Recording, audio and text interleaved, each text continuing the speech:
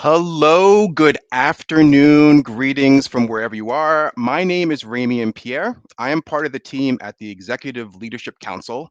We are a not for profit organization based in Washington, D.C., but we operate nationally and internationally to do one thing to advance Black corporate professionals into the C suite. And I am so excited about our time today to talk about the 4 A's for corporate success.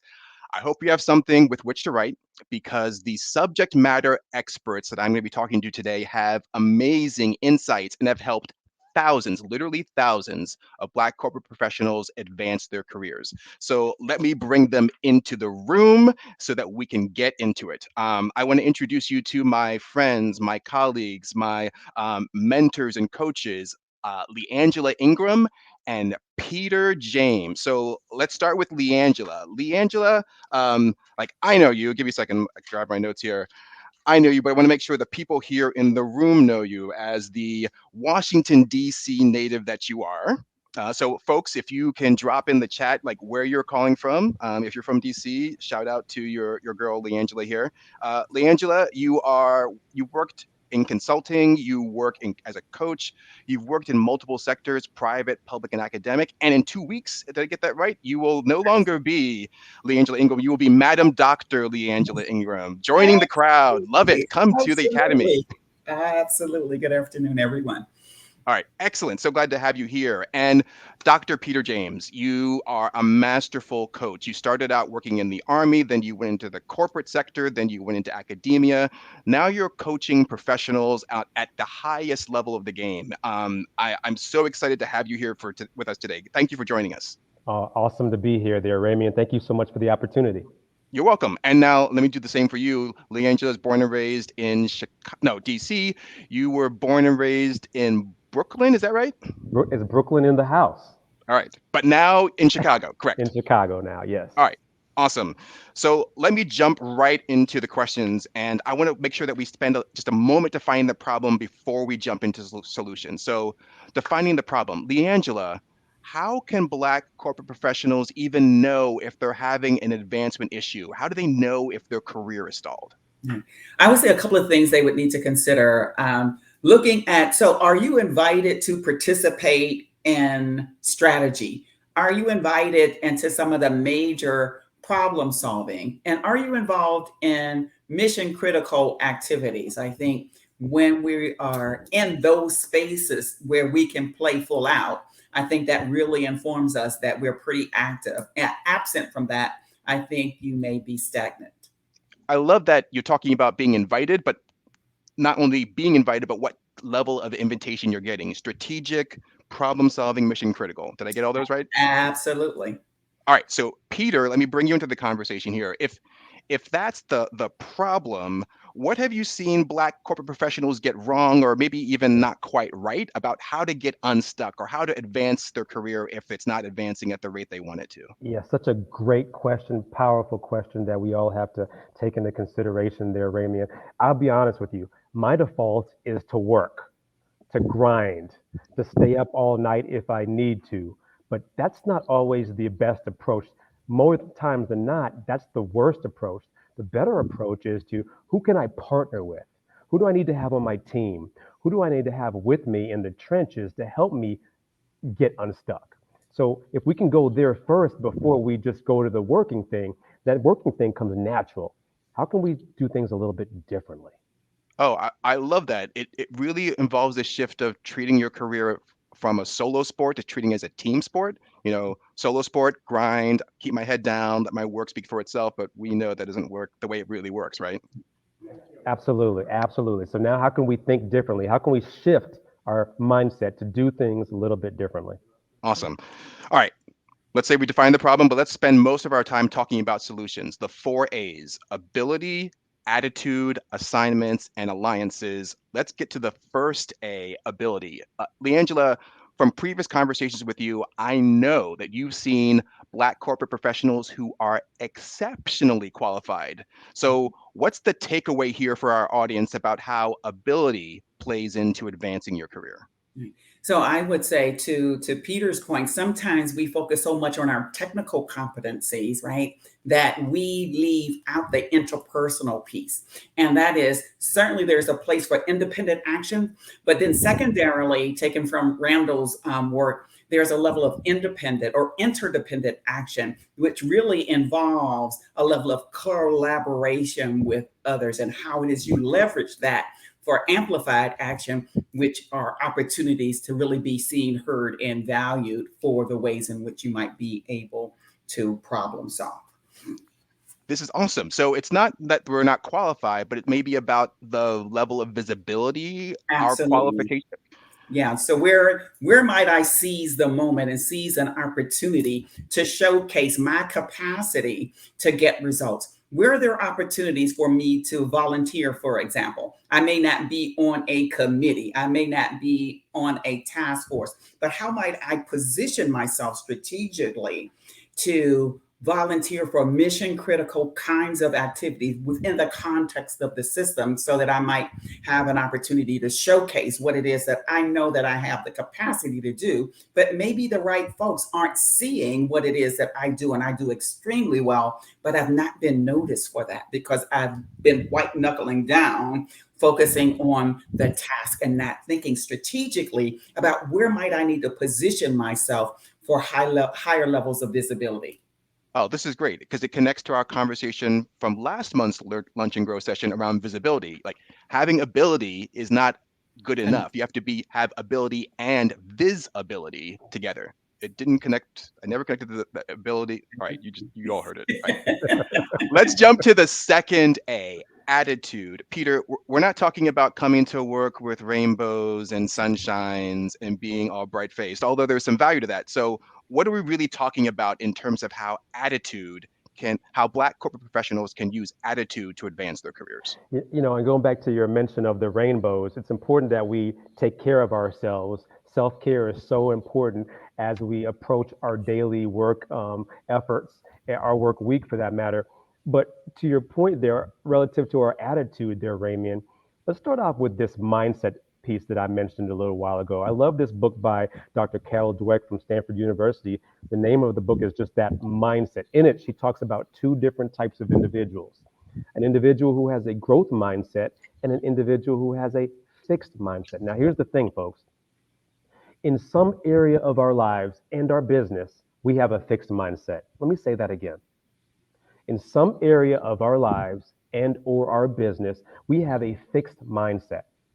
And so now what we're challenging all of you to do is, how can you step into the growth mindset, this growth mindset where you are open to new challenges, new opportunities, you're happy for other people's success, you're open to new ways of thinking and doing things, seeing failures as opportunities and not just a death sentence.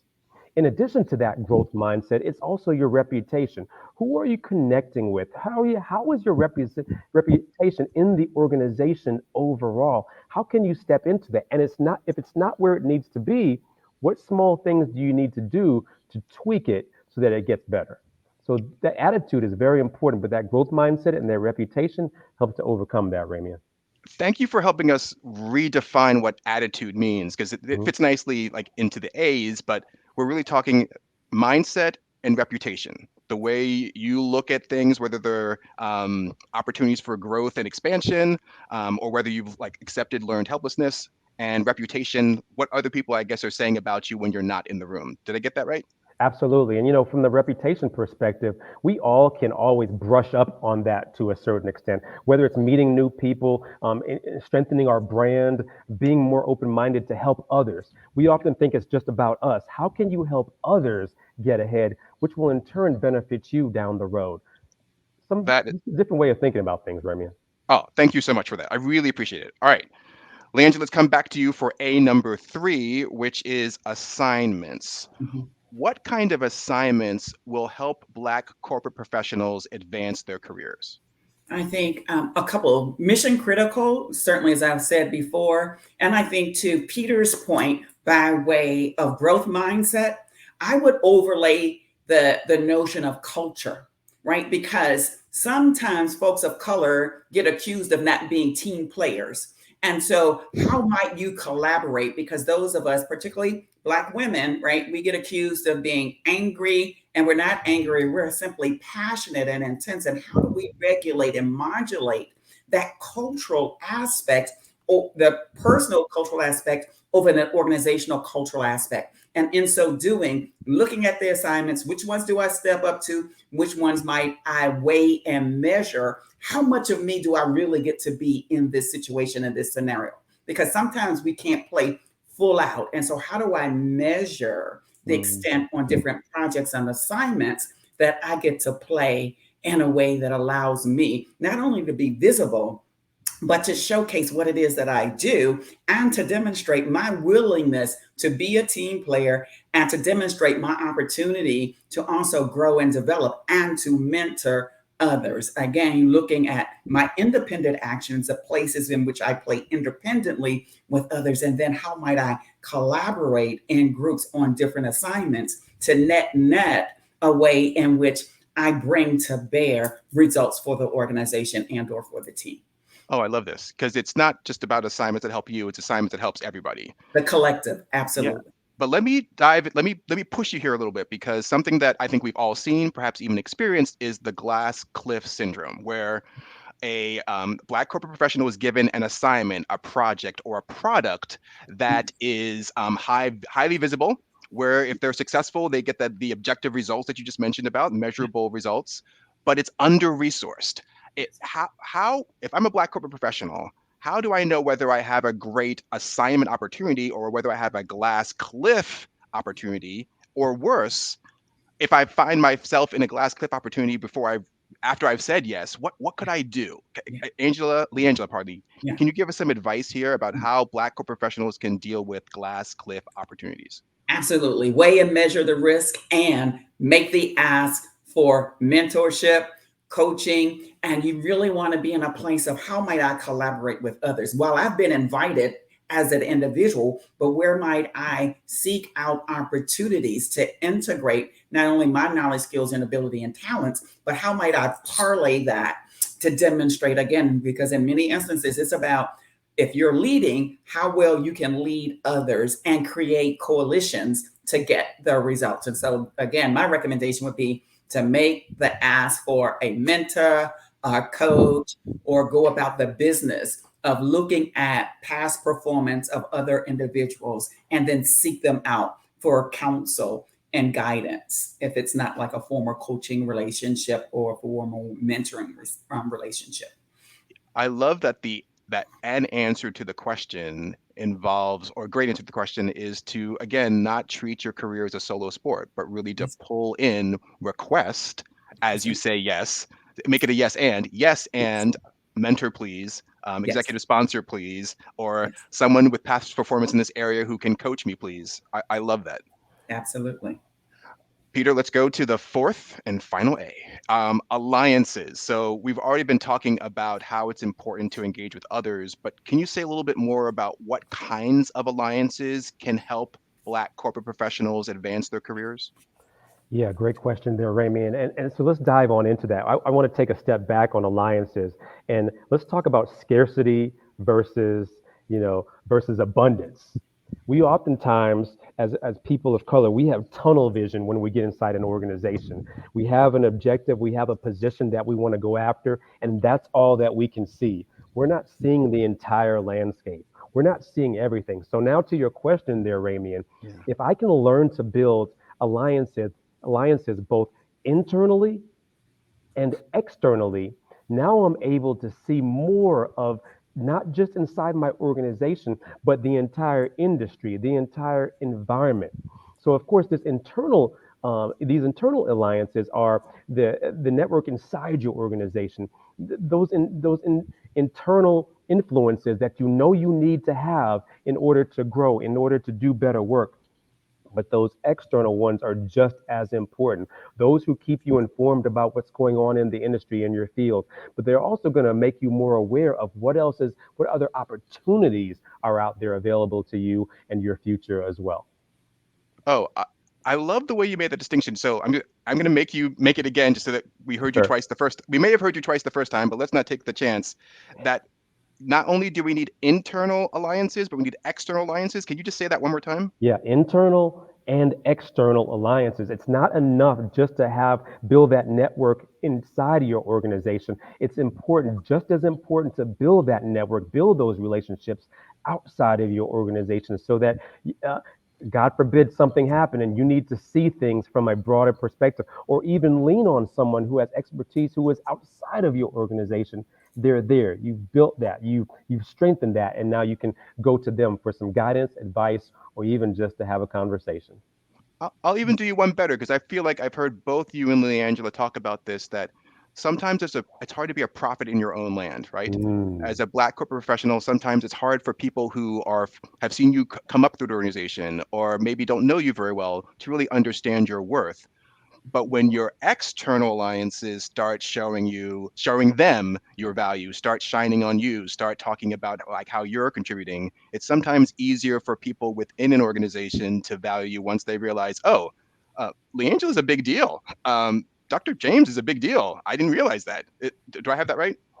I think you went biblical on me a little bit there, Gail, Ramy, and profit in your own land. Absolutely. Sometimes they don't recognize your expertise, Yeah. and it takes them to hear a different voice, a different lens. That those external alliances may be just what you need at this point in your career. All right, this is excellent. Um, I appreciate you both walking us through the 4 A's for corporate success: ability, attitude, assignments, and alliances. I know we've been getting some questions from the audience in the chat. I want to give you some time to look through those questions and come back for the Q&A session. While you're doing that, I'll just take a moment to make sure folks understand who the ELC is and what we do and how we can help. And then we'll bring you back. Deal? Promise? Yes. Let's do it. All right, thank you. So let me just say a word or two about the Executive Leadership Council. I don't want to assume that you know who we are, what we do, or how we are committed to advancing Black corporate professionals.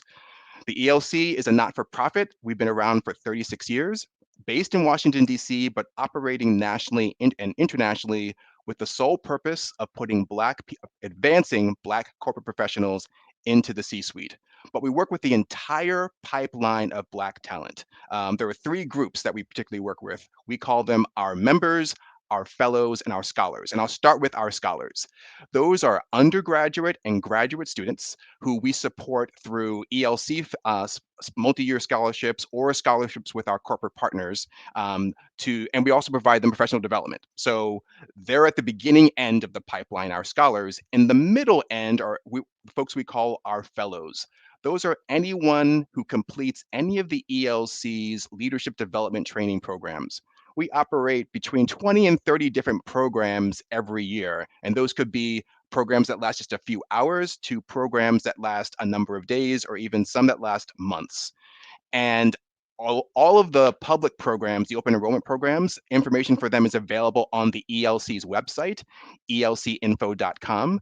We also provide probably even like of the 30 different programs, about half of those are designed just for our corporate partners. So they are custom, bespoke programs that help our corporate partners advance, promote, and engage their Black talent. So we work not only with corporations, we also work with individuals. And then our last group are our members. These are 800 of the baddest Black corporate professionals there are out there. They are in the C suite of Fortune 1000 companies or within 1 or 2 reporting levels of the C suite, or they are entrepreneurs doing a ridiculous amount of great business. And we support those 800 members through leadership development, through connections, through sponsorships. We are really committed to everyone's success. So that's the total pipeline of Black talent that we are working with. The piece I want to just make clear to everyone listening in is that if you are a corporation looking to help promote, advance, engage, or develop your Black talent, the ELC is here to help. If you're an individual looking to advance your career, network with others, support or mentor others in order to advance their careers, we are here to help. You can contact us again at elcinfo.com.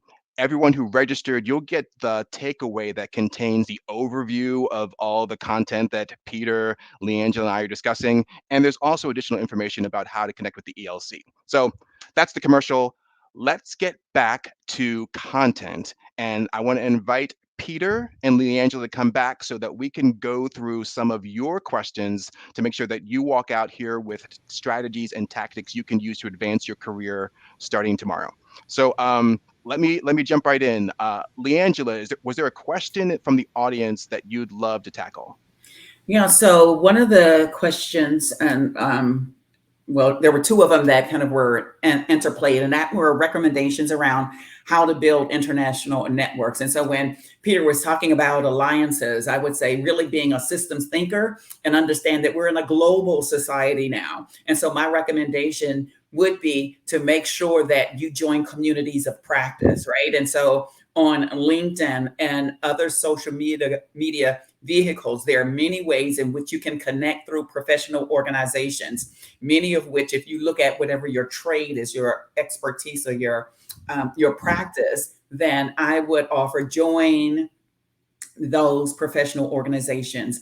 And for those that have international arms, then to do that internationally, that will give you an opportunity. And then secondly, look for communities of practice in your areas of interest. And for folks who are working remotely, the same strategy would apply. When you are 100, somebody said they were 100% remote work, and I would say joining those professional organizations because they have meetups and the like that you might be able to participate as a part of your geographical location, and also some in the virtual platform.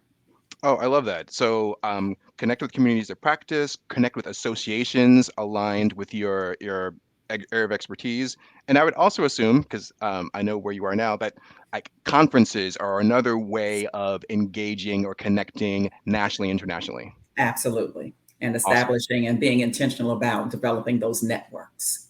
Yeah, I like that. Thank you for reminding us that you have to really be intentional about this. Mm. So, what the advice that I've heard, not quite taken yet, is to put a monthly meeting on my calendar, 2 hours to spend time doing this type of searching, networking, connecting, or commenting in forums on LinkedIn and the like. Is that something you Absolutely. would recommend? Absolutely, particularly LinkedIn. And there are a lot of other social media platforms, but I know for professionals, when folks are in search of individuals, most recruiters and folks at professional levels use LinkedIn as a resource to identify um, kind of key stakeholders and players in the game that they're interested in inviting folks into. Perfect. Thank you, Leangela. All right, Peter, was there a question that you saw from the audience that you want to tackle? There were a few there, Ramian, but I got to first give a shout out. People are all from all over the U.S., all over the world. I'm seeing Brooklyn and Chicago represented, all over the states, of course, Arizona, Florida. But then, Ramian, I'm also seeing London and Botswana. So I'm kind of fascinated. I'm loving the folks who are coming from all over the world being a part of this session today. So thank you so much, Ramian, for setting this up. The questions, of course. I see Jemiah asked, how do you have this growth mindset and avoid being perceived as wanting to grow too fast? And that's such a great question because, you always have those naysayers in the organization who tell you that you're too eager, that you need to just be patient. Patient. Just to be patient. Yes, we've all heard that, especially if you look like me and you, Raymond. We've heard that a lot. So what do we do? I got to go back to this conversation, and Leangela said it just right. Being intentional about building these relationships so that people can get to know the real you and understand what you're trying to accomplish and what are the steps that you're putting in place. Now, they'll never be able to understand what you're going after or the reasons that you are, but they may be able to understand who you are, what your strengths are, maybe even what your weaknesses are, and then Mm. get a better understanding about why you're asking these questions, why you're talking to these people, and why you're wanting to go where you desire to go. So we're talking a lot about network and relationships, but we can't stress it enough because, again, as I mentioned earlier, it's second nature to many of us to just go ahead and grind. Yeah. But truly, that's not even nearly enough. We cannot be successful on our own. Who's on your team? I love this, and to answer Jemiah's question, I love that the answer involves not only doing it, just like showing your growth mindset, but Mhm. telling people the story behind it, like telling Yes, them the why you're doing yes. what you're doing, so that they see your action, they see how you're moving, but they also know, because you're telling them the why, you're giving them the story behind your actions instead of leading them to make it up by themselves. You said it better than I did there, Ramy, and thank you so much. The why. Tell your story. Those of you who are not comfortable with telling your story, beginning today, start learning how to allow your story, your journey, your overcoming, your obstacles become part of your narrative so that they can see the value that you bring for the organization, both internally and externally.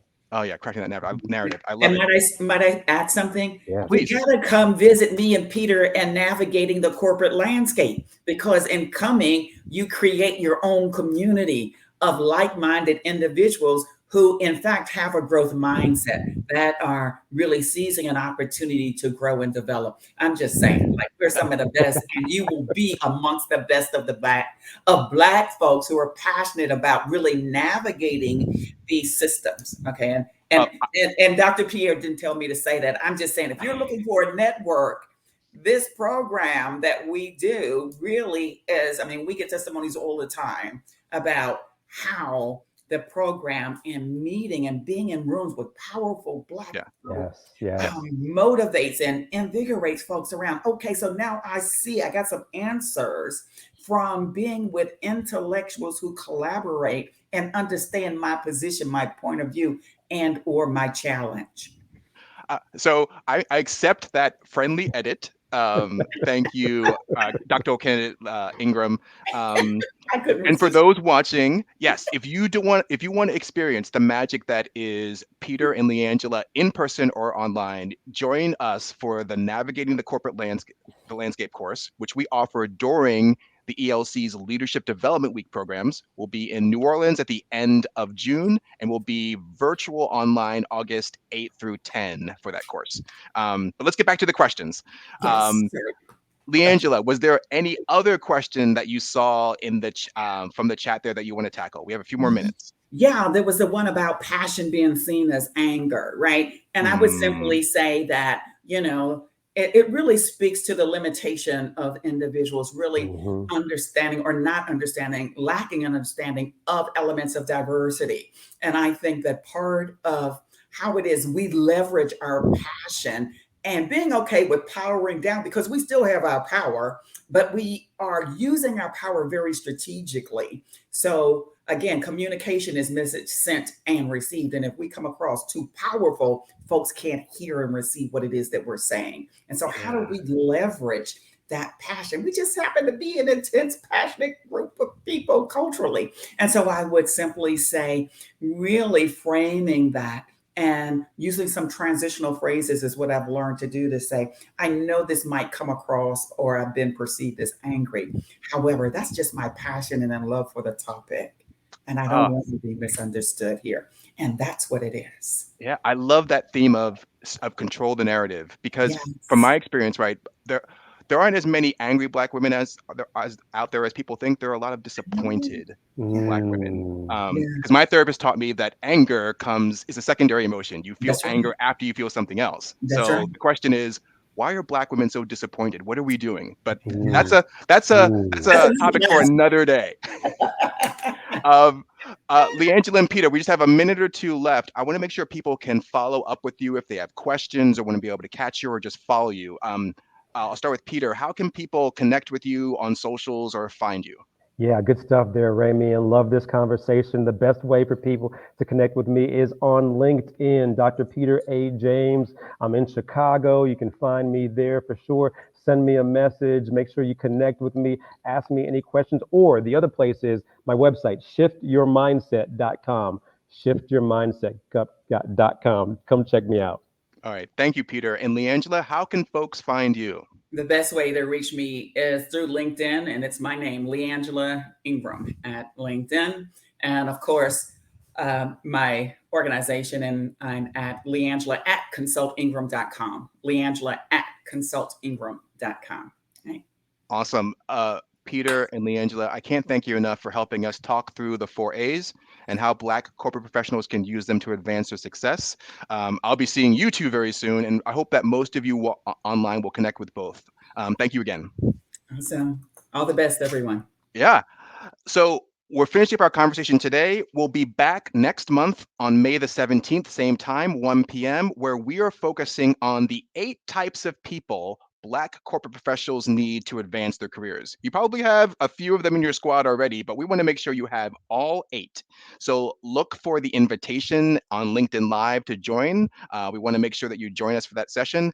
Until then, have an awesome day, a great career, and we'll see you next time.